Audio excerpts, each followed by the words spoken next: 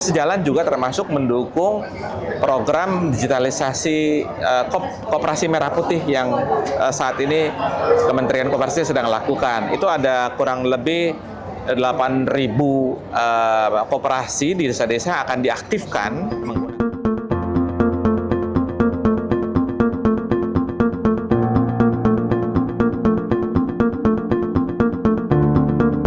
Baik, pada kesempatan kali ini kita akan membahas mengenai bisnis dan ekonomi digital. Hari ini bersama Bapak John Sihar Simanjuntak selaku Ketua Pandi. Baik Bapak, selamat siang. Selamat siang. Baik Pak, mengenai diskusi tadi banyak menyinggung tentang pentingnya inklusi digital, terutama untuk pelaku usaha kecil. Bagaimana strategi konkret dari Bapak sendiri mengenai mendorong digitalisasi koperasi dan UMKM agar bisa bersaing secara nasional maupun secara global? Oke, jadi Pandi itu kan pengelola nama domain.id ya. Jadi kita memang bertugas bagaimana meningkatkan penggunaan nama domain di Indonesia. Dalam melakukan peningkatan literasi digital ini, kami banyak sekali melakukan kerjasama. Kita tahu tadi dari presentasi saya tadi kan bahwa Indonesia itu baru 0,43% penggunaan nama domain ataupun website untuk internet yang terkait dibandingkan dengan populasi Indonesia ya. Populasi Indonesia itu kurang lebih 220 juta, jadi artinya cuma 0,43%. Nah, ini artinya menunjukkan bahwa ada gap literasi digital. Nah, karena itu kami banyak sekali melakukan kerjasama untuk peningkatan literasi digitalnya, dan kami punya MOU dengan Kementerian Koperasi untuk mendigitalisasikan seluruh koperasi. Jadi sejalan juga termasuk mendukung program digitalisasi Koperasi Merah Putih yang saat ini Kementerian Koperasi sedang lakukan. Itu ada kurang lebih 8.000 koperasi di desa-desa akan diaktifkan menggunakan budget 400 triliun, dan termasuk juga seluruh anggota koperasi itu kita digitalkan. Jadi kita kerjasama dengan koperasi.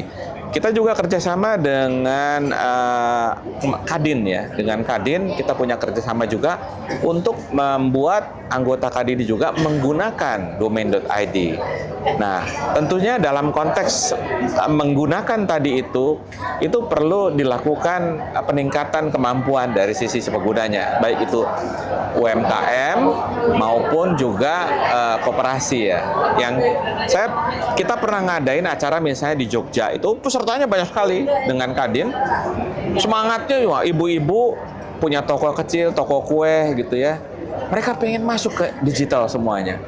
Nah, upaya konkret kita ya kita training mereka. Kita lakukan training, mereka bikin punya website. Dengan begitu mereka harapannya bisa mulai menggunakan teknologi digital untuk kepentingan mendukung usaha-usaha mereka itu.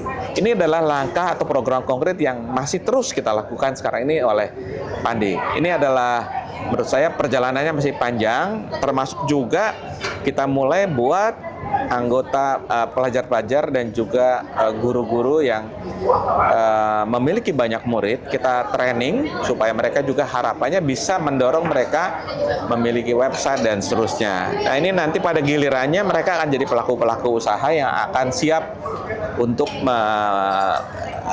mendigitalkan usahanya mereka masing-masing. Kira-kira gitu gambarannya. Baik Pak, dari hasil FGD hari ini Pak, apakah ada wacana kolaboratif antar instansi yang Bapak lihat untuk segera diimplementasikan untuk mempercepat transformasi digital tadi itu? Ya, nah kami sebagai penggagas Indonesia Digital Forum, ya saya dan ada ADSI, ada APJI, sebetulnya gagasan utamanya adalah bagaimana kita bisa saling berkomunikasi, berkolaborasi tadi antar berbagai pemain di swasta maupun juga di pemerintah. Nah, dari pembukaan sesi pertama saja, tadi terlihat ada beberapa program yang inisiatifnya dilakukan oleh masing-masing. Contohnya tadi di Dewan Ekonomi Nasional misalnya berinisiatif untuk mengembangkan identitas digital dan pemanfaat teknologi AI. Kemudian di BSSN punya namanya ID Broker gitu ya. Kemudian di Kominfo juga kita tahu sementara ini ada PSRE yang sekarang sedang sibuk dengan isu soal WorldCoin, World ID itu. Nah, ini sebenarnya bicara hal yang sama, masalah identitas digital. Nah, Pandi sendiri punya inisiatif itu, kita mengembangkan suatu protokol UID namanya, atau ID chain. ID chain adalah protokol identitas digital berbasis blockchain. Dan kita mengembangkan aplikasi eID untuk tujuannya bagaimana mendukung perlindungan data pribadi.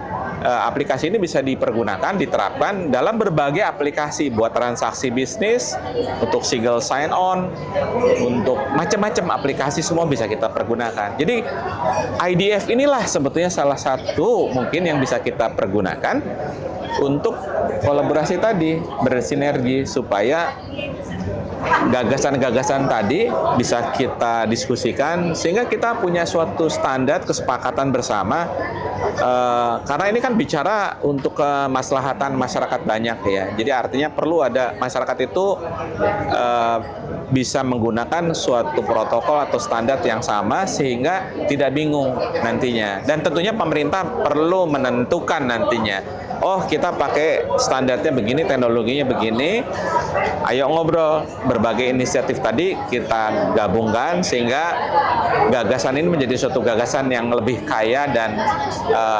implementatif begitu di masyarakat. Saya rasa itu ya mungkin. Baik, terima kasih Pak atas kesempatan wawancaranya. Oke.